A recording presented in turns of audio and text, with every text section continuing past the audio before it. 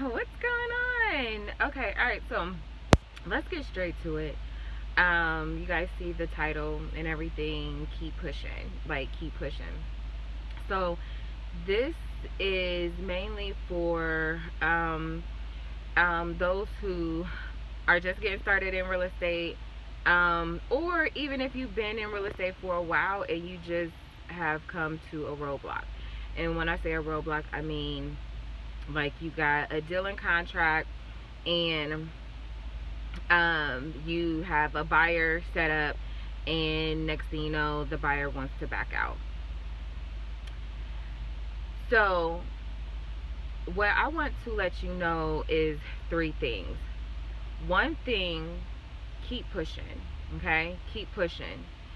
All deals, ideally we want all the deals to work and go through and things like that, and sometimes it just doesn't work. Okay, it just doesn't work. So you do not want to beat yourself up over it. You really don't. You want to just keep it pushing and put some more deals in contract now.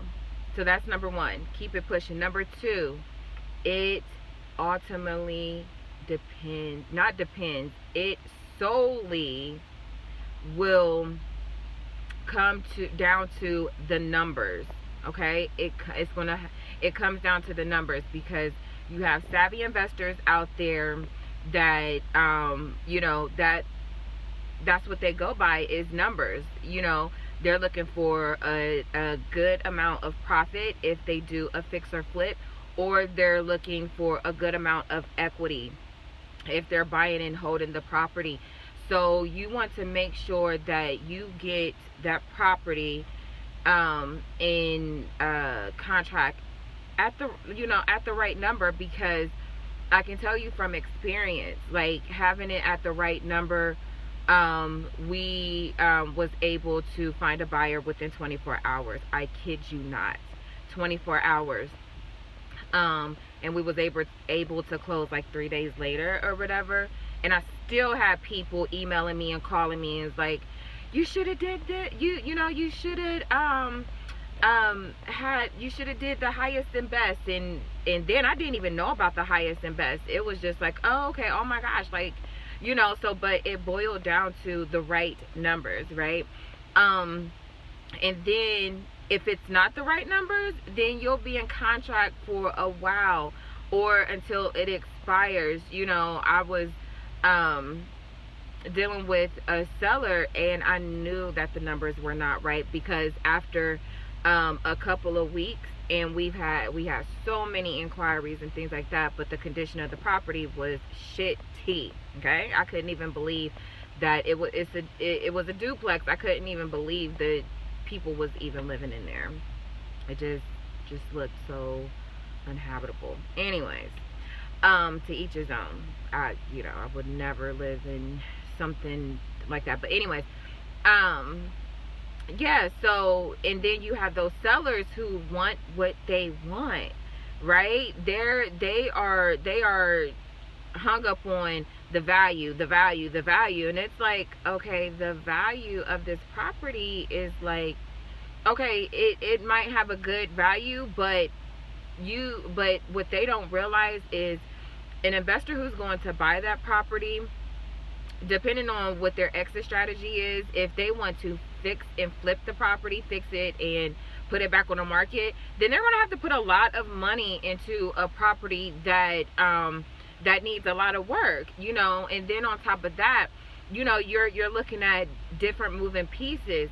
Are they going to be able to be insured? Is that property going to be insured? Or, are they looking at a hazardous property? Things like that. Yeah, so, you just have to make sure that you put it in contract for the right number. And then you also have those sellers that's so motivated that, during the initial, the initial contract, you put it in contract for a higher number than what it really should have been, and then you go back to them and say, hey, this is what we're dealing with now. Can we come down on the price? And in one instance, I had a motivated seller. He needed to pay. He was an older It was an older couple, him and his wife. They needed to pay medical bills, and they came down 15,000 in order to get the deal closed the following week. That is motivation. That's what you're looking for. You don't want to deal with a seller who's like, I want what I want, I know the value of the property, blah blah blah blah blah blah, because it's not a win-win situation between you two. It's only benefiting them. So if it's only benefiting them, then it's your best bet to move on, because at the end of the day, it's your name that's on the line. You don't want to be known for putting properties in contract for way much than they should actually be going for. Okay. So that's number 2. The numbers. Number 3,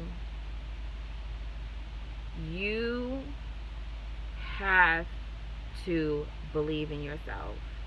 You have to believe in yourself that, you know, if something didn't work out for you, it did not happen to you, but it happened for you. Okay?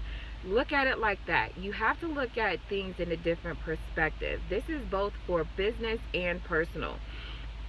So, you know, I had to learn this the hard way, because I'm like, shit, I wanted that, you know, that deal to go through. And the more I harbored on that, is the more shitty things that was coming to me. My thoughts, my, you know, just everything. So I wouldn't have a good day. Excuse me. But what I learned is that what you put out is what you get. So even though you might have a deal in contract and you just know that it's going to go through and it doesn't go through, it's okay. It did not happen to you, it happened for you. Okay, so that just means that you just need to, okay, all right, let's wash our hands with this and let's move on to the next deal. And then what you do is you learn from that situation. You take what happened for the deal not to go through and you apply that to your next deals and you make them happen. So let's say, for instance, so in the midst of a deal not working for me, I came across this calculator from a good reputable investor, and they use this calculator.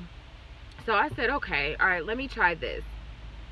So I tried it. I put the numbers in for the deal that didn't work. Do you know, I was way over the MAO, the maximum allowable offer, way over. So I said, okay, all right, cool. So that was that's what I learned. And it was a mistake, right? It was a mistake. I put it in contract for way more than what I should have done. So so what I'm going to do is take that tool and apply it to my other deals to make sure, let's say that I put all the information in for this particular property and the maximum allowable offer is 41,000, right? 41,000. So then I go back and I talk to the seller and I say, hey, this is what I can do. Like I can buy it for 30,000. And so it gives me that cushion. It gives me that about $11,000 cushion, right? So they can come back and say, no, I want 38. Okay, cool, because then I can turn around and I can flip that contract for 44,000, right? Or 42,000, and it is still a good assignment fee.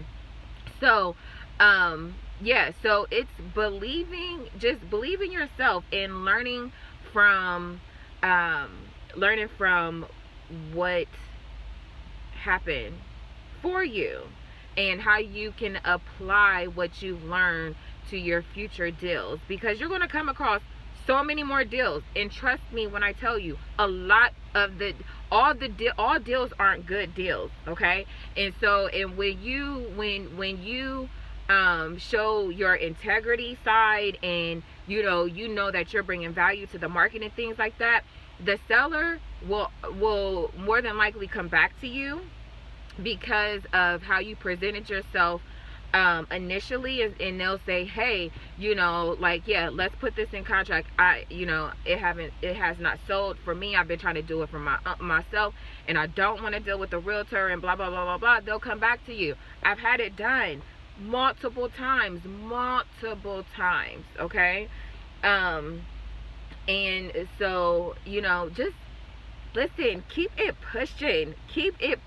If something does not work out, go to the next one. Put your focus on something else. Do not focus on the fact that it did not happen. Yeah, you might have had plans for the money that you just know you was going to get, and things like that, and it just fell apart. And it's okay. It is totally fine. It is okay. You put that energy and effort into getting another deal, okay? And then you take what you've learned from the deal that did not go through, and you apply it to